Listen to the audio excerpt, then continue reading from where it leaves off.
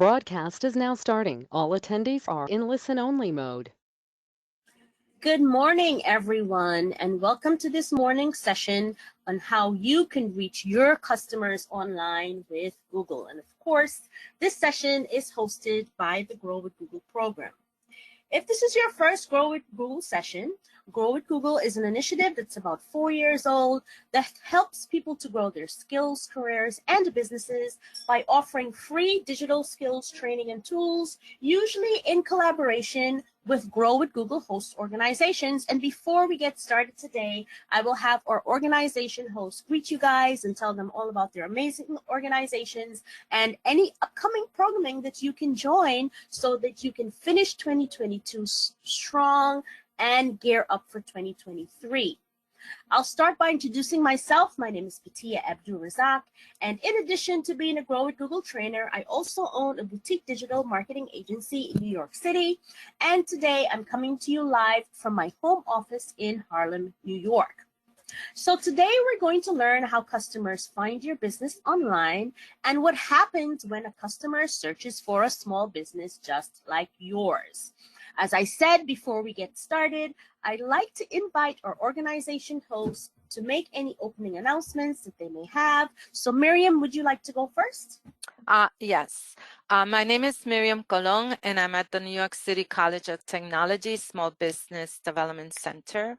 Our organization provides small business owners and entrepreneurs in New York with confidential business counseling, training, and business research at no cost. We partner with other individuals, including Google, to provide training in the sense of webinars to anybody who's thinking of starting a business, is already in business, or is seeking sustainability and knowledge through education. Our services are totally free of charge. I will put in my information, so if you want to make an appointment, you would be able to facilitate our services. Thank everybody for attending today. Thank you so much, Miriam. And Lisa, it's your turn. Good morning, everyone. My name is Lisa Tumbleson Davis, and I'm with Adams Brown Community Action Partnership. We are a community action agency in Southern Ohio. We work with small business owners to offer trainings and one-on-one technical assistance. We have a variety of social media trainings, business plan classes, Excel classes, website design, and QuickBooks. And then we also work with Google for these trainings. So thank you everyone for attending this morning. Thank you so much to my amazing co-hosts. If you are watching this webinar live, you can access CART closed captions by opening a separate browser window and visiting the URL shown on this slide, which is g.co/grow/Petia. If you click the gear icon at the top of the browser window, you can change the formatting of the captions to suit your preferences. This morning, we're lucky to have Michelle, who will be providing live closed captioning for us during the session. Here's my contact information. Everyone in attendance today will be receiving a hard copy as well as a link to download today's session.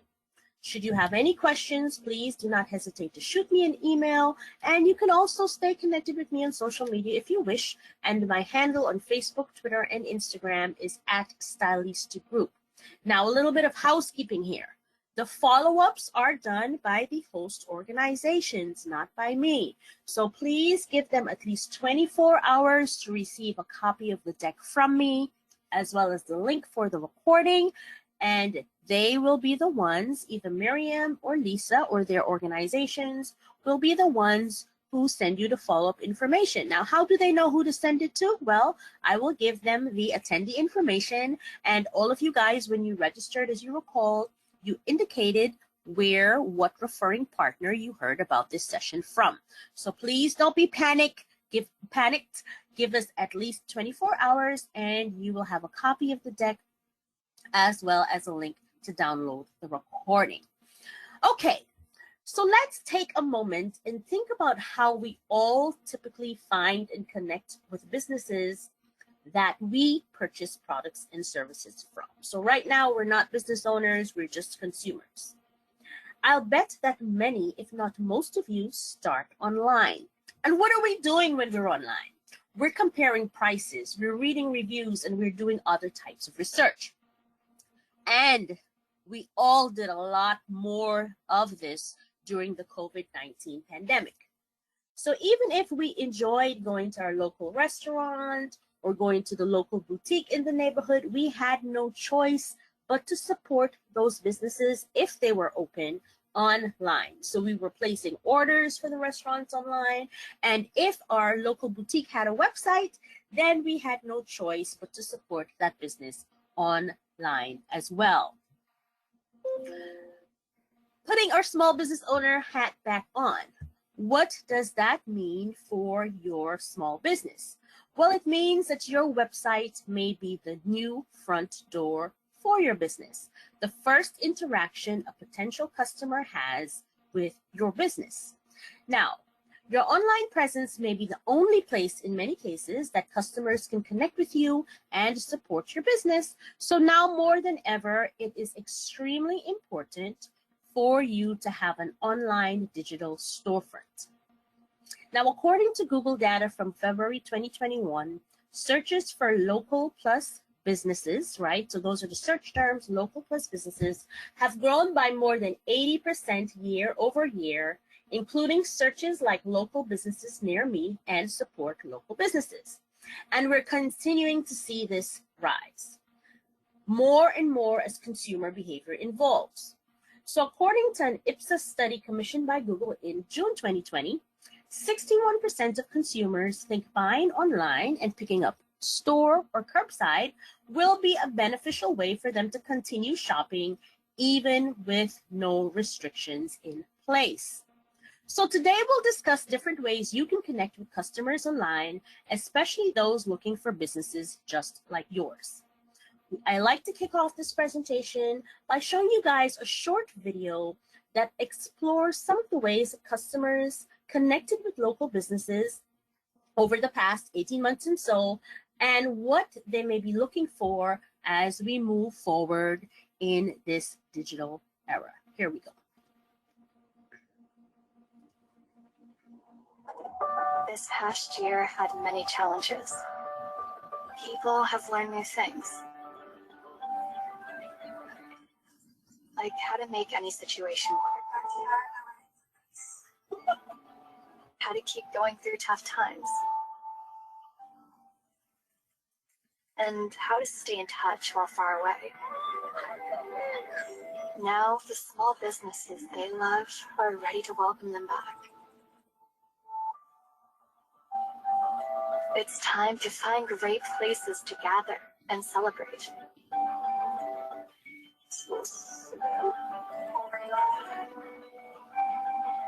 To refresh and renew. See each other in person again. And explore new connections. Coffee shops near me.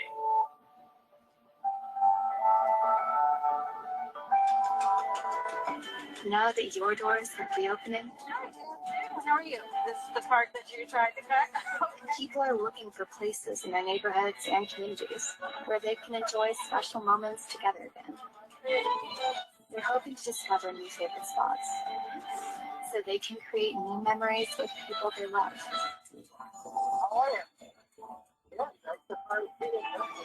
So they're searching for you and you and you. Be there with a little help from Google.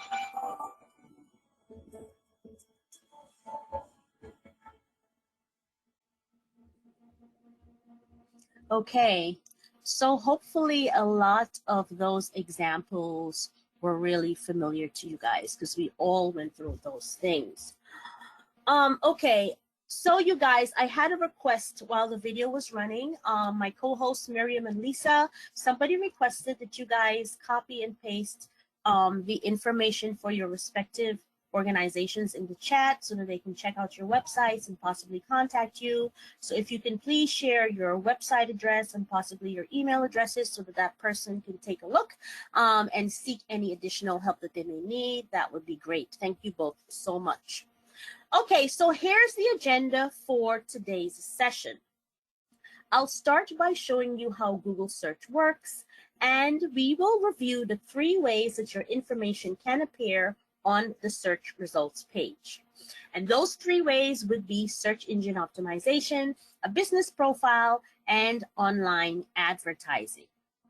So let's start with how Google search works so you understand how your website can show up in search results. Imagine a library with billions and billions of books constantly growing, but there's no card catalog to help you find anything. And you're not just searching for a book. You need specific information inside the book's pages. That's kind of what the web is like. When you think of it that way, finding what you need seems almost impossible, right? But that's what search engines like Google are for. When a person searches on Google, they may start off by typing a word or a phrase or a question describing what they want to find on the web. And by the way, that's called a search query. Now, Google helps people find information on the web by sorting through billions of web pages and showing them where to find the specific answers they're looking for. So basically, search is a huge piece of software that takes the query you type into the search box and looks for the best answers across the web. Now, the illustration that we're viewing here together represents an example of a Google search results page, and we're all familiar with this page, right? It's important to note that the content and layout of this page will be different depending on the search as well as the device that the search was made on. Today's workshop focuses on 3 typical ways that your small business can appear in search results. So starting with the organic results, that is the biggest portion of the screenshot we see here, down the center well of the page, with a business profile highlighted on the right, and of course, when you're ready, by doing targeted Google ads. Now, of course, it's more complicated than that. There's a lot happening behind the scenes. So this is what happens. First, Google makes its own copy of the entire web, scans it, and catalogs all of the content. It's like the index of a book, except if you can imagine 10 trillion times longer. So if a potential customer searches for the phrase yoga pants, this is what Google does. Google identifies all the relevant results, then puts them in order of what Google thinks are the most useful results based on the search query. Now, to do this, it considers a few key factors, starting with where the searcher is located, whether the page was updated recently or not, how many other credible pages link to that page, how about pictures and video, and much more. There are actually 200 factors that go into this decision-making process. However, those are the starting ones. And to think that all of this happens in less than 1 second, billions of times every single day. So now that you understand a little more about the massive scope of the web and how Google works to index all that information, we can move on to talking about how you can get your small business to show up when people search for what you offer. Now, as I mentioned, Google considers many factors when cataloging and ranking pages. That means that there's more than one way that your small business can appear on Google and move up in the search rankings. Now, the first way your business might show up is to appear in what we call organic or natural results. And that is the biggest portion of the screenshot we're seeing down the center well of the page. Now, Google builds these pages of results for every single search to deliver the most relevant results for that particular searcher. So, for example, the search results might look different for people searching from Canada, Harlem, Nashville, Georgia, right? There's also a lot of smart technology going on here because the engine is able to determine your geographic location, and give you the best results based on where you are. So you can see how the website for Trade Street Jam can appear in Google's organic results. But how did Google decide which websites to show and in what order? Like I said, there are more than 200 signals that Google considers to determine which web pages should appear for these searches. Now, organic results are different from paid search advertising. How high your site ranks in organic search is truly a matter of your site being able to provide the most useful answers to the query as entered by the searcher. So you cannot buy a better organic search ranking. However, what you can do is put effort into optimizing your website to improve its visibility on Google and other search engines. And that's what's called search engine optimization, or SEO. Now, I can do an entire session on SEO, but here's a really quick overview, and these are easy to implement tips that you can do immediately after this session. Now, SEO refers to the techniques that improve your website rank in Google search results and attract higher quantity and quality website visits to grow your online presence. SEO is important when it comes to managing a website for your product, service, or brand. Now, when consumers use search engines, they're typically, again, take off your small business owner hat, you're a consumer, you're typically looking for something specific, aren't you? You're looking for a specific product, service, or solution. Now, sometimes we want to be entertained, sometimes we want to be educated, or sometimes we're just looking for reassurance. Regardless, there is always a specific need or want that your website should be able to fulfill. So ranking in search results for particular keywords, topics, and phrases can help you to connect with your ideal customer. People who are just getting started with SEO have a tendency to think that it's very complicated, and honestly, it can become complicated. However, there are plenty of non-technical things that you can do to help your pages to show up in search. First, focus on your content.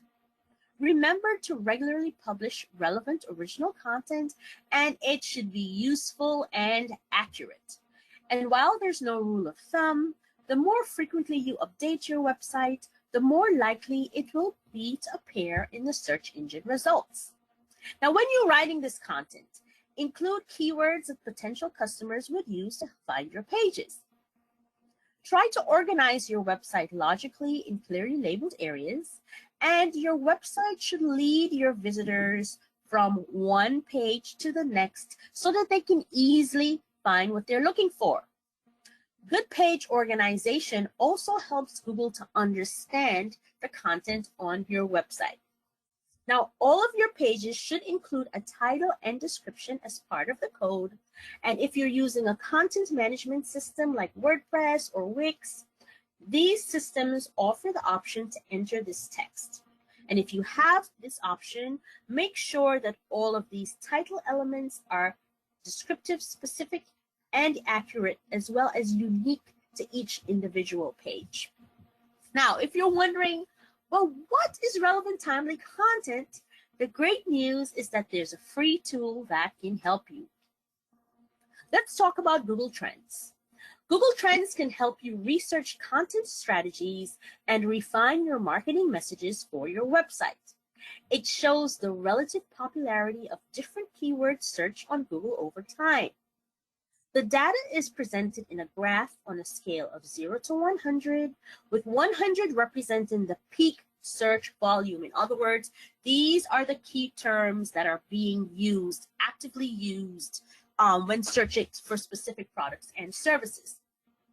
Now, if it has enough data, Trends can show a forecast of search volume, related popular searches, as well as rising searches. And your rising searches would be the searches that are experiencing significant growth, and oftentimes these searches are affected by seasonality. So now we're in the holiday season, so there are going to be a lot of search terms that are experiencing significant growth because of the time of year that we are in.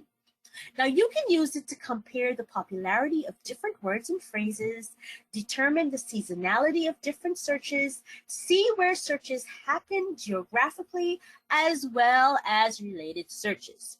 So here's an example of a real business, and the name of the business is Tea Drops. And you guys, what I love about these presentations is that all of the example businesses are real small businesses just like you, so they're totally relatable. If you want to check out this business, you can visit them at myteadrop.com. Okay, so Tea Drops used Google Trends to kind of figure out the key terms or the key words that they should be using in their content and their advertising. And this is what they found. When researching how people in the US search for bubble tea, they learned that on the West Coast, more people search for the word bubba, never heard of this before, and on the East Coast, more people search for bubble tea. And, you know, we're definitely more familiar with that, right? Now, that's information that can be incredibly useful when you are developing a content strategy for your website and, of course, your advertising. For more insights like this, you can visit google.com/trends or g.co/trends, either or.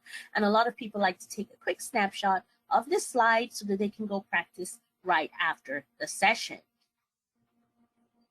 So whether you're doing this now or you do this after the presentation, be sure to explore Google Trends and to see how it works. You should go to g.co/trends and enter the keywords or phrases as they relate to your business, right? Because this is good intel for you to have, and then narrow down the results by location. Adjust the date ranges to see how or if the results appear different, and explore related searches for more ideas, right? So if you have a bakery, you know, sit down and think about a couple keywords that your potential customers would be using to find bakeries like yours. Like, do you make specialty cakes? Do you make vegan cakes? Like, whatever you do, you should have an idea of at least, I would say, 10 to 30 keywords that are being used on Google by your ideal customers to find businesses just like you. You can then plug them into Google Trends and get some real data, some real information as to what is actually going on in Google when people search for businesses just like yours. So let's go over a few more technical things that can affect SEO. And again, SEO means search engine optimization. First, you gotta make sure, you guys, that your websites load quickly. And when I say quickly, I mean 5 seconds or less. And this is especially important for people viewing your sites on mobile devices. A slow site will encourage visitors to navigate away from it, so you would have a really high bounce rate. And this will also affect your search rankings. Second, make sure that your website is easy to use and read, no matter how visitors get there. Many websites these days, luckily, are built with responsive design that adapts to the type of device being used. So whether it's a desktop, a mobile device, or a tablet, the website automatically adjusts. Now, there are also 2 free additional Google resources that can help you to stay on the straight and narrow with regard to these topics. They're Google's Test My Site tool and Google Search Console. Now, you can check the speed of your website by trying Google's free Test My Site tool at g.co/testmysite. And actually, the name of this product is going to change, or has changed very recently. So the next time, if you guys take this presentation as a refresher, it will be called something else, but it has the same, it'll have the same functionality. Now, the test scores measures mobile speed, or how long it takes the site to load on a phone. Keep in mind that it's not just the strength of the web connection that determines mobile speed, but also the elements on the web pages. After evaluating your site, the test generates a report with a list of specific suggestions that can help you to optimize. And again, your goal here is to get your site to load within 5 seconds or less. Next up, there's Google Search Console. This tool used to be called Google Webmaster Tools many moons ago. So if you guys have been doing this for a while, you would be more familiar with that term. Now, Search Console is important for search engine optimization because it helps you to measure your site's search traffic, fix performance issues, and improve your Google search results. Now, Search Console is typically used by SEO specialists or marketers to monitor website traffic. So for you, small business owner, if you are working with someone on your SEO strategy or a marketer who's managing your website, then you want to say, hey, are you using Google Search Console? And if they're not, then you may want to say, well, I attended this session and the instructor said that we should be using Search Console to make sure that the website is performing as it should. Now, the information in Search Console can be used to influence technical decisions for the website and to do sophisticated marketing analysis in conjunction with other tools such as Google Analytics, Google Trends, and of course, Google Ads. Now, I don't expect that you guys will be handling the uber technical details for your website. However, as a business owner, if you're paying someone to manage your website, you need to be aware of Search Console and the kind of information that it offers. Okay, so now that we've discussed the basics of search engine optimization, let's take a step back, and you guys should do this with me, to see if your website appears on the first or even second page of Google's search results. So do this mini exercise with me, and you guys can let me know in the chat or Q&A what your results were. So we're going to google.com. You can do this on your phone if you're watching on your computer, or if you're doing this on your phone, then do it on the computer, right? So we're going to google.com. Now think of a word or phrase related to your small business. It could be the name of your business. It could be the name of a product that you carry, or if you don't carry products, it could be the type of service that you offer. Now do a search for that word or phrase on Google and take a look at the results.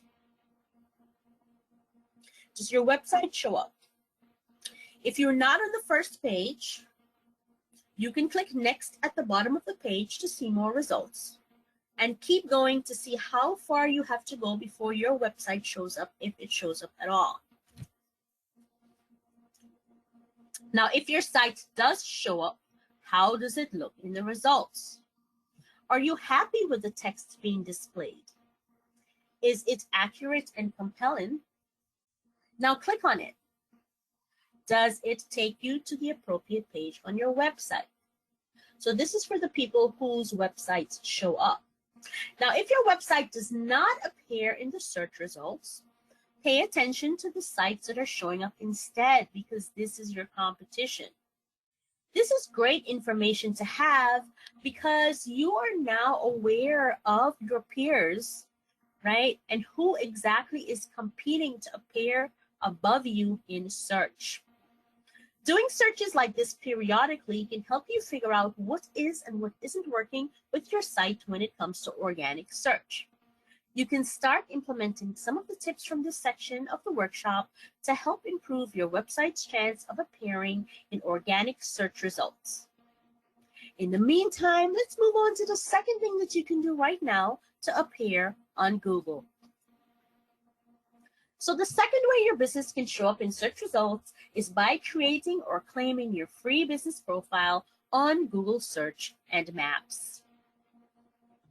Now, when we did that search in the last section, we were concentrating on organic search, which was the center well of the page. Now, let's talk about what you may see appear on the right side of a search results page, highlighted here, and that would be the business profile on Google. You can create a business profile by visiting google.com/business. A business profile helps local businesses be found, as well as manage their critical information on Google Search and Maps. Think of your business profile as sort of a digital front window for your business that allows you to showcase valuable information that's up to date, most importantly, and helps your local customers to plan their visit to your location. So clearly things like your phone number, hours of operation, if you have a restaurant, your menu items, that sort of thing.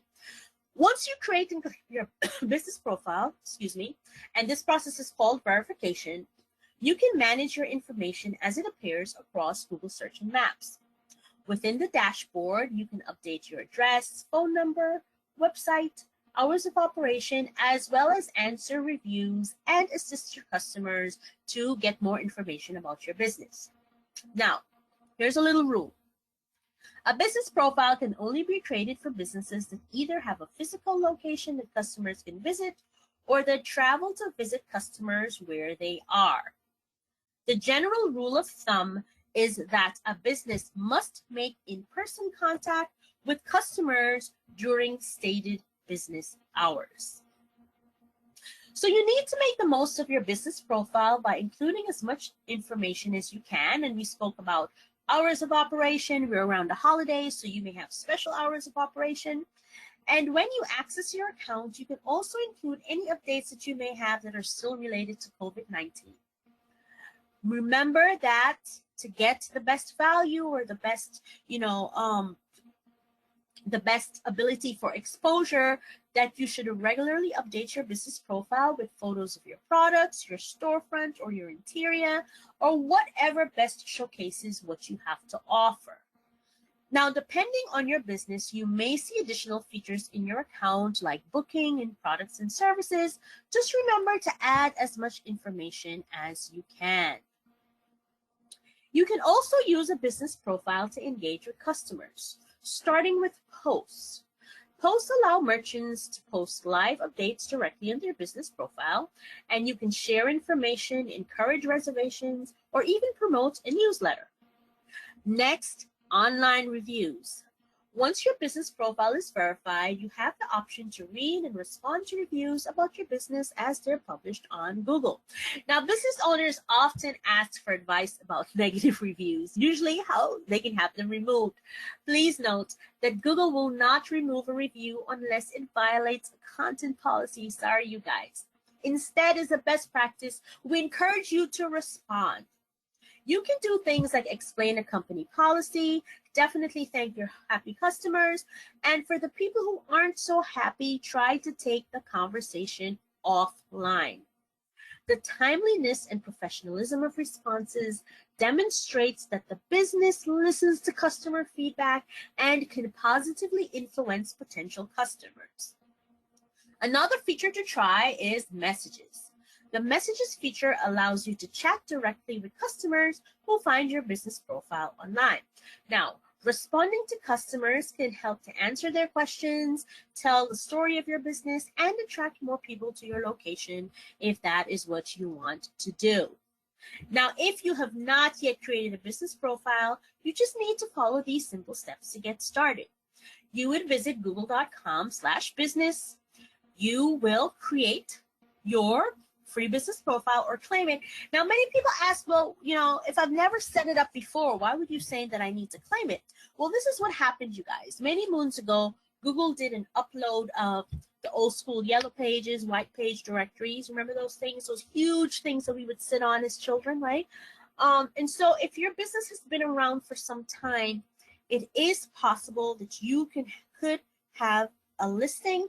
However, the information may be incorrect.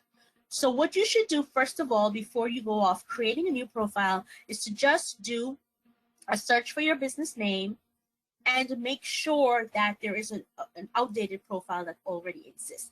If there is an outdated profile, that is when you would actually claim the profile. They will ask you for some information that helps to prove that you are the actual owner of the business. And at that point, you will just have to make updates. So you would create or claim your business profile and request a postcard. This is what's called verification. Once you get the postcard, this is usually in about 5 days, you will sign in and enter the verification code that's sent. All right? So make sure that if you guys have businesses that qualify for the business profile, this will cost you nothing but your time, that you set up the profile after this workshop or claim it, depending on your situation. Okay, so now that we've covered SEO in your business profile, we'll talk about the third way you can reach customers online with Google, and that is through targeted advertising.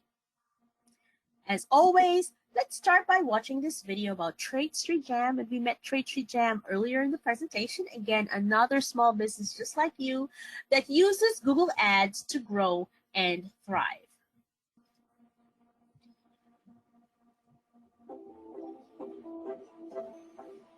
Everybody likes jam. Who doesn't like jam?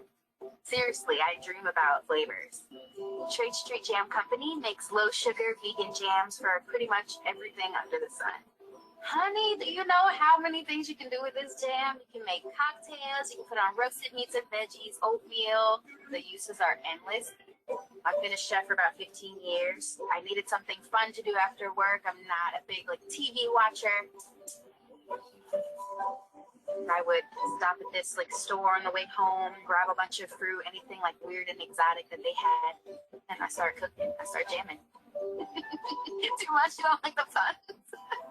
Do you like the bananas, honey? Yeah. My husband is my test dummy, I guess you can say. Want some more?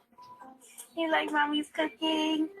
When I started Trade Street, I was selling on another e-commerce platform, and we were also selling a lot of jam in person. But COVID hit, and all the markets shut down, which freaked me out. I'm already scared about being a new mommy. And then on top of that, I'm worried about the life of my business. People started ordering specialty food online, so we immediately had to pivot and focus all of my efforts on selling online. When people go on Google and they search jam or jelly, I want them to be able to find my brand. With Google Ads, they can type those things in and I pop up. You guys, that's huge. Being able to sell on our website, it really did save us. I couldn't imagine going back to not using Google products. We went from making 2,000 jars every 2 months to making 2,000 jars every 2 weeks. Our sales increased by 1,000%. It was crazy. I've hired 4 or 5 different contractors. Hiring feels amazing.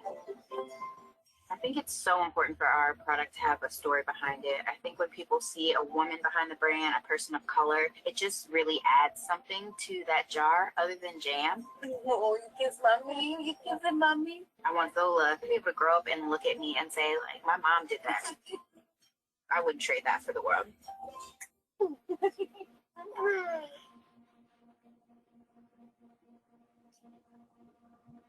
Okay, you guys.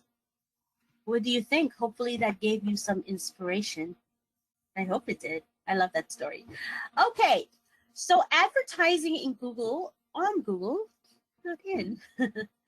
Advertising on Google is called pay-per-click advertising. In other words, you don't pay a dime unless people take action. So what actions can they take? They can click on your ad or they can call your business.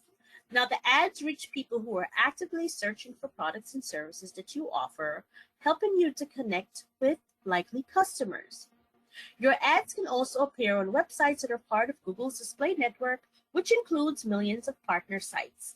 Now, these ads can reach people earlier in the buying cycle, not just when they're searching for things related to your business. They can also interact with your brand while they're browsing related content or even watching a video on YouTube. Now, depending on the goals you set, the Google Ads system will automatically determine where to show your ads to give you the best chance for success. Now, in this section, we're going to focus on smart campaigns within Google. Why? Because this campaign type is designed specifically for small business owners just like you and folks who are brand new to advertising. Smart campaigns are flexible, so you are the one who can choose your goals and customize your content.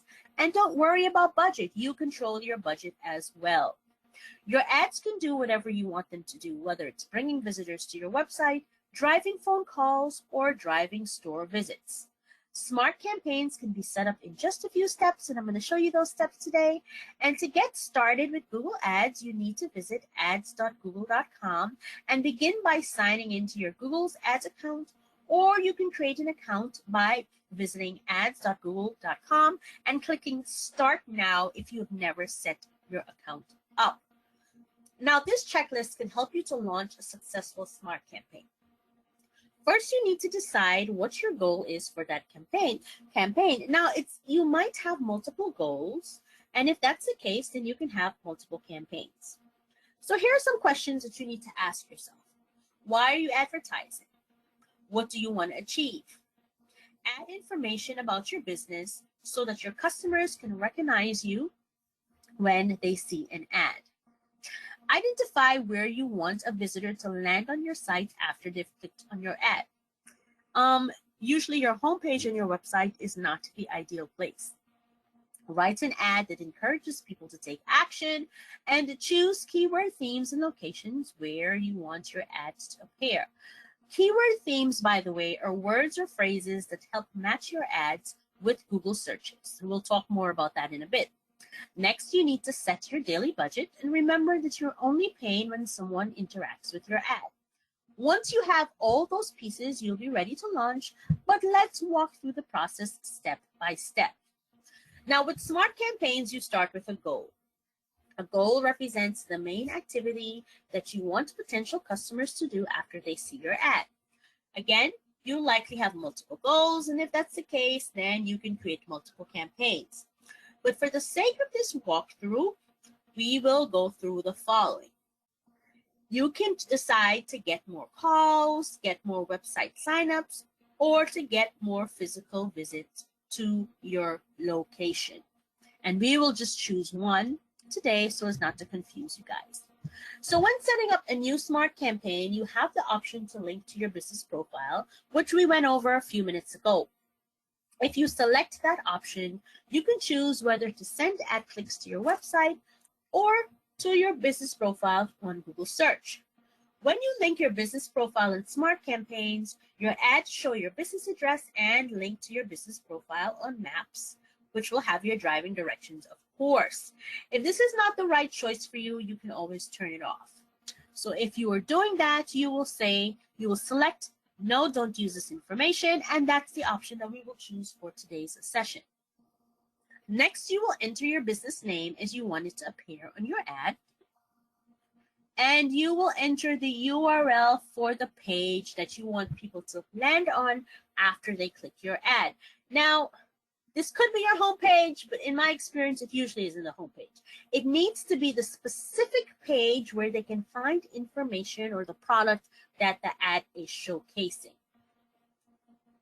Now, if you send people to your homepage and they have to scroll around and find exactly what they're looking for, the greater the chance is that they will bounce off of your site or get distracted by other things that you do not want them distracted by, right?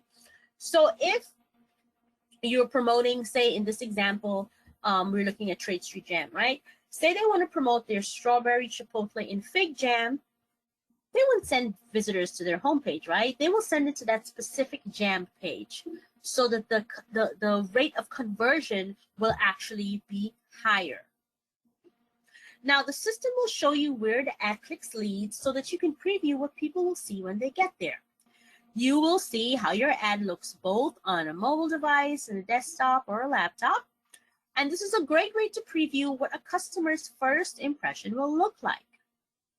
Remember, the ads will work in terms of getting traffic to your website, but your website needs to be set up to close these sales. The next step is to write your ad.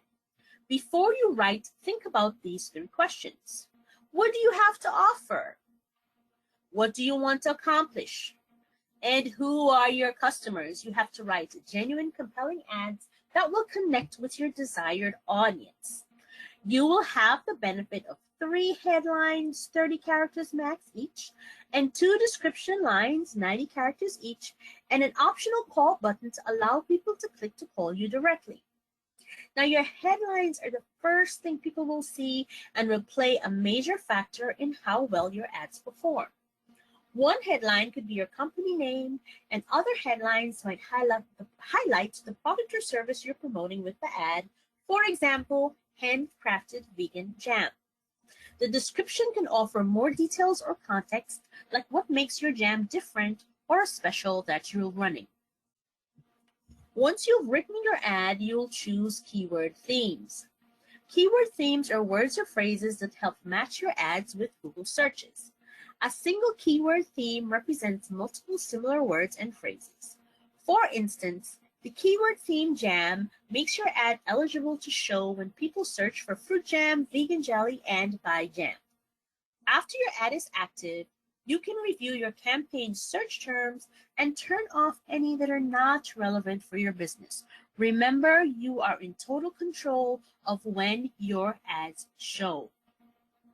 Now, if you're selling artisan jam, think about the words or phrases that your potential customers might be searching for. Or if you don't want to think about trade street jam, think about the words or phrases that your customers will be searching for as they relate to your business. Those are the keyword themes that you want to add to your campaign. Now, after your ad is active, you can review your campaign search terms and turn off any that are not working. Next, you'll choose where your ads will appear. You can set a radius around an address or pick specific zip codes, cities, or regions, which is pretty cool. For examples, if your products are only available in your brick and mortar store, you might select advertise near your address and set a radius around your business. But if you ship your products, you can choose advertise in specific zip codes or cities or regions and select the areas that make the most sense for your business. Now, your ads appear to people who are typically, physically, or regularly in the locations you select, as well as people who expressed interest in those locations. Remember to choose your location settings carefully and only choose the locations where you are actively doing business, or maybe where you want to expand. That can be a good way to approach that as well. With smart campaigns, you set a maximum monthly budget, and you'll be presented with a few options where you can create your own.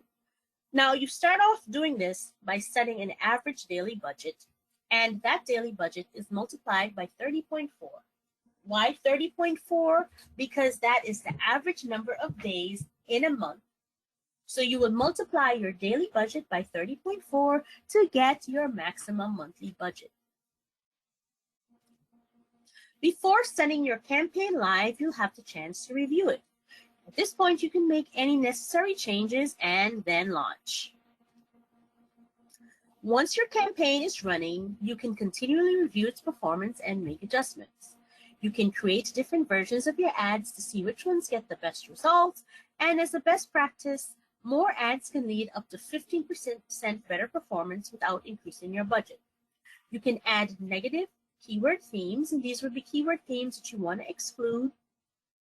And you can get more specific about when you want your ads to appear. So for example, if you only want your ads to appear during business hours, you can determine that. And you can connect your ad campaign to Google Analytics, which is another free tool that can show you what people do on your website after clicking on the ad. You're also able to see how many times your ad appears, which is called impressions, and how many times your ad is acted upon, which is called clicks. And don't forget that you can pause or stop your campaign at any time if you're not so happy with the results. Okay, you guys, it's time to recap. We've covered a lot in today's workshop, and as always, I like to share some additional resources that you can access on your own time.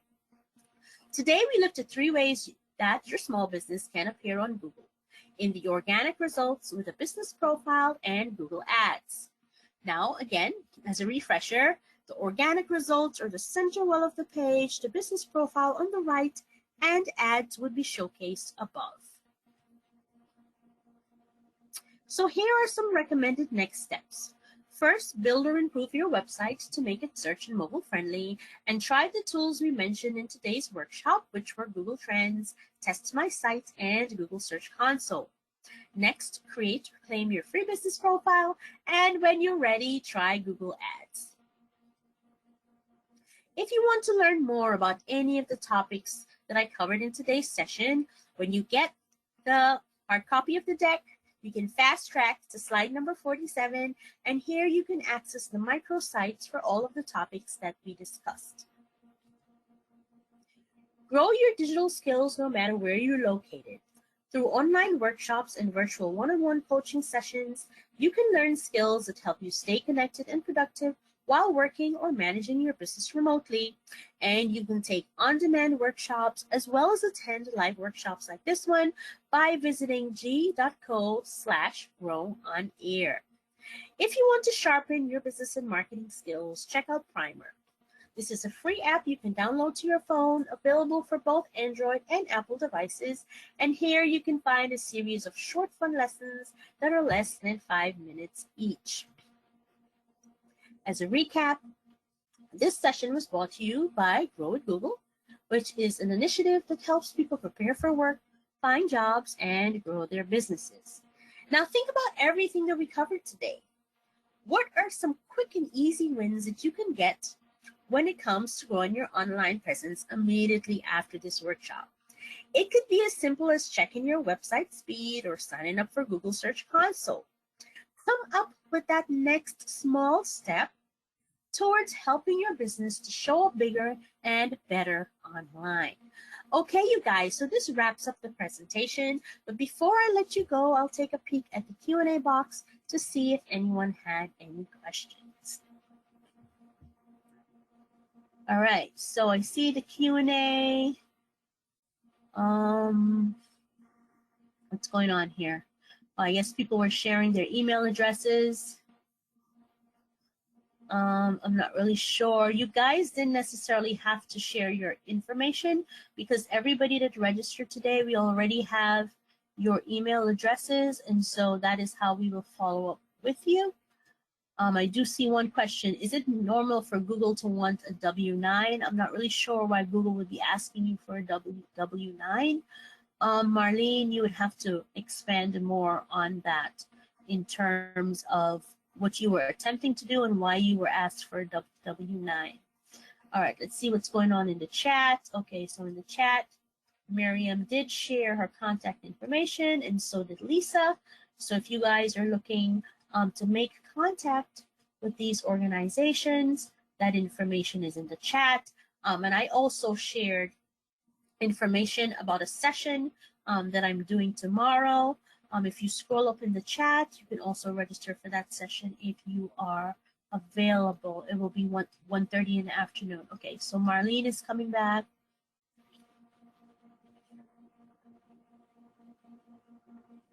You were trying to register your business and it didn't work, said it needed a W-9.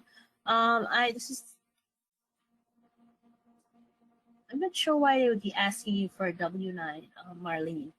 Maybe you should send me a separate email address. I mean, I've set up many business profiles and they never asked me for a W-9. I'm not really sure. I mean, the first thing that I'm going to ask you though is, did you have a physical location for your business? I'm not really sure why you would need to send them a W-9. That seems a little off to me. Okay, how do we get access to the webinar tomorrow? All right, I'm going to copy and paste the link. It's in the chat. I shared it earlier in the presentation, but I'm going to send it again in the Q&A. Everybody should have seen that.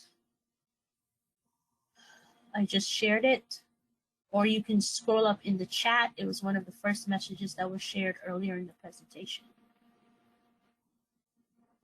Jennifer, you need to look in the chat, not the Q&A, for the contact information for the organization's hosts. So if you go to your control panel, there's a chat, and that is where they shared their information. Okay. I'm not sure why people are sharing their addresses and things. That's unnecessary because you will be emailed the information, the deck, and the link to download the recording. So you guys don't have to share. Okay, Jennifer is saying she only sees Lisa's information. So if you scroll up above Lisa's information, Miriam posted her information right before, unless you joined really late and you can't see it. Miriam, do you mind just posting your information again at the bottom of the chat? I think sometimes if people join late, they don't see the whole chat. Okay, I'll post it again. No worries. Okay, all right, you guys. So I'm glad that you guys are interested in connecting with our host organizations. That's good news because they can actually give you one-on-one assistance that I don't give in terms of getting you guys set up. All right.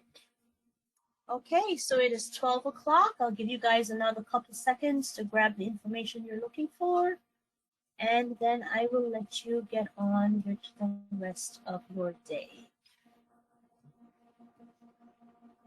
All right, thank you for being here. Miriam and Lisa and Michelle, thank you for joining me, and everyone have a great afternoon.